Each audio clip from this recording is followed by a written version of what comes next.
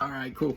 Yeah, this will be fun. We'll do a little bit of video back and forth. If it's short enough, my response, which probably won't be, I'll have to upload it to YouTube again. But I'm gonna play yours. And you might not think Joel fits that bill, and that's fine. But so you talk about definition of false masculinity. Yeah, I'll share a link to the book so that you can read it. It's not my definition. It was the Coach for America's definition of false masculinity. And to your point, you did say pseudo masculinity. You didn't use the word false. You used a different word for masculinity, which I look up. So what would be helpful is if you would define false masculinity the way you define it, instead of saying the way you defined it is not the way I define it. I think you would agree, though, that sexual conquest, financial success, and athletic ability is not what makes a man, but this world thinks that it's what makes a man. That's why you see the commercials of the Marlboro Man and the guy reading Dos Equis commercial, the most, whatever, I can't remember what that guy is. The most interesting man alive. Yeah, that's why you referred to Clint Eastwood, because he would be the epitome of the Hollywood, like, masculine man. But please feel free to define what you mean by manhood. What Joe Ehrmann focuses on is the ability to build and sustain meaningful relationships is what makes a man. And most men don't know how to do that, which I appreciate you elevating the level of communication and sending a video message back. So here's the rest. This is point 2. The world doesn't need more finely bearded men. He's got a beard. Reformed Christian nationalist tradition. It needs Jesus. Okay. Who is the author of masculinity. Agreed. And the greatest man ever. We don't need more men online building a digital following and selling their brand of masculinity. So the accusation is that Joel Webbin is building a digital following and selling his brand of masculinity.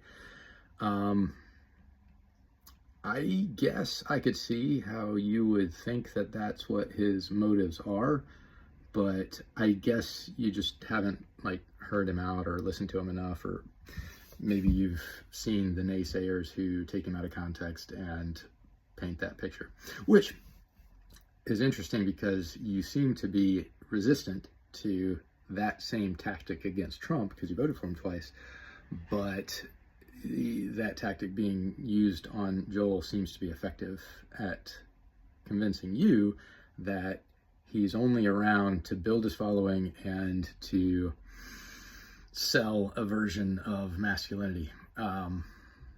Very curious. I'll try to wrap my mind around it maybe later, but right now I don't get it.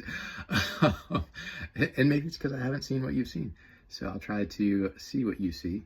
And yeah, feel free to share more. The false dichotomies that seem to be proposed, the world doesn't need more of this, it needs more of Jesus. What if the this of Reformed evangelicals online is actually bringing more people to Jesus? What if? Could be. I think that it is, but I would say that what you're proposing could be a false dichotomy, which would be a logical fallacy, which would be not engaging in good faith. So let's finish the last 40 seconds. This is the third point.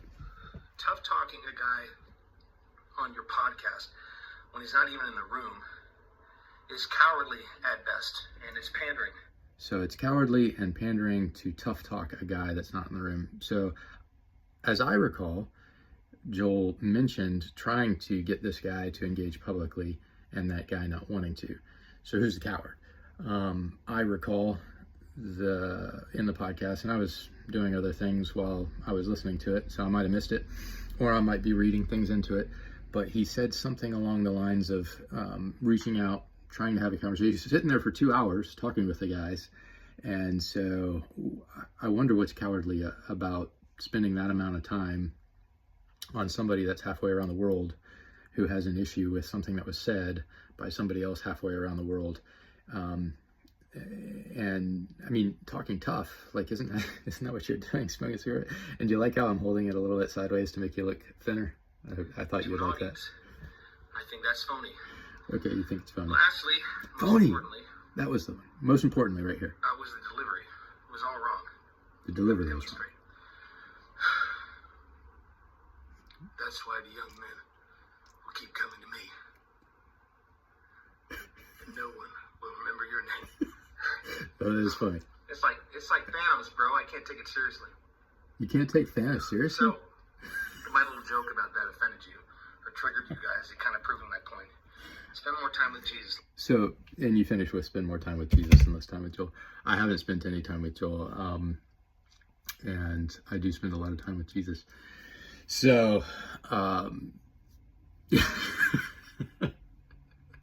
this is good. Hey, we could keep this up. You could do the same thing with my videos if you like. I'm over 5 minutes now. I'm on Telegram a lot, so we can go back and forth on Telegram if you like. I've got a ministry channel. Matter of fact, I will upload this to the ministry channel. I'll make it public because, why not? And I'll be in touch. Peace.